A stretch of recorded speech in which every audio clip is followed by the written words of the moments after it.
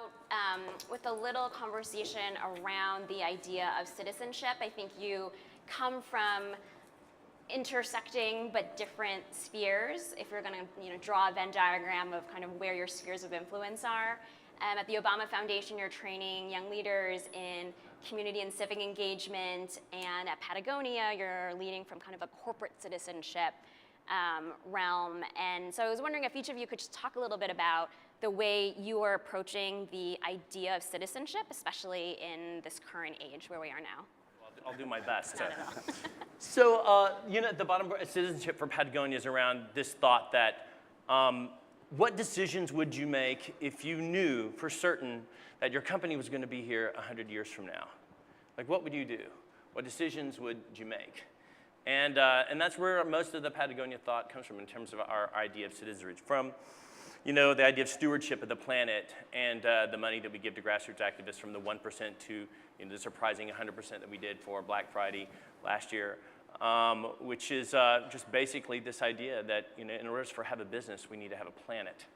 And so if we're going to be in business 100 years from now, especially for a company that sells snow business, we better pay attention to what's going on with the planet. The other part is why we build the best product is we don't want to end up in a landfill to some extent. We want you to wear it forever, and as you guys know, if we wear a product that will fix it if it's broken, we want you to repair it instead of replace it. And this idea of doing no unnecessary harm to the planet, like this jacket did some harm to the planet. So everything that we do, try to do the minimal amount. Although the new things that we're doing around food really is around repairing the planet. We believe that you can repair and sequester carbon with the work that we're doing around jerky and buffalo. So there's that is our idea of citizenship, is just this idea of stewardship, taking care of the planet and protecting the wild places. Not because we want to climb in them today, but we want to make sure that our children can surf in clean oceans 100 years from now, that our children can climb in wild places like Bears Ears National Monument. And by the way, there's a correction to the video. This was done last year, and it said 9 national parks, and they're actually 7 now. So we're having a challenge with a couple of national parks.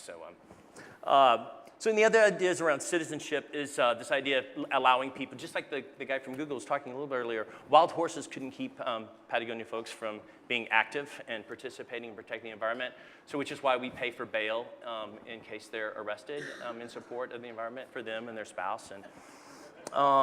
There's actually the bail policy in Patagonia, but people kept, so it's just like we had to do it. And interestingly enough, I asked one time in a town hall, how many of you have been arrested for protesting for the environment and have been put in jail? And one hand went up. I'm like, wow, we haven't had to do this very much. And I looked around, and it was the CEO. The other part is turning something, David, you talked about, is activism to action. And this idea of, protesting is good, but do something, which is why after a year of employment, every single employee can get up to 2 months of paid leave to go do something in the environment.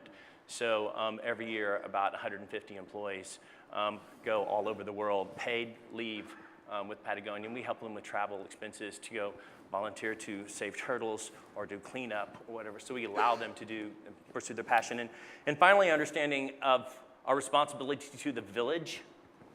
So if you knew for certain that the children of your employees were going to be your employees, you knew that, 100% certain, would you do different things for those children today? So at Patagonia, we have 20 people on campus who are managers and leaders who started at Patagonia when they were 8 weeks old in our child care. So it's like the ultimate succession plan. We begin at 8 weeks.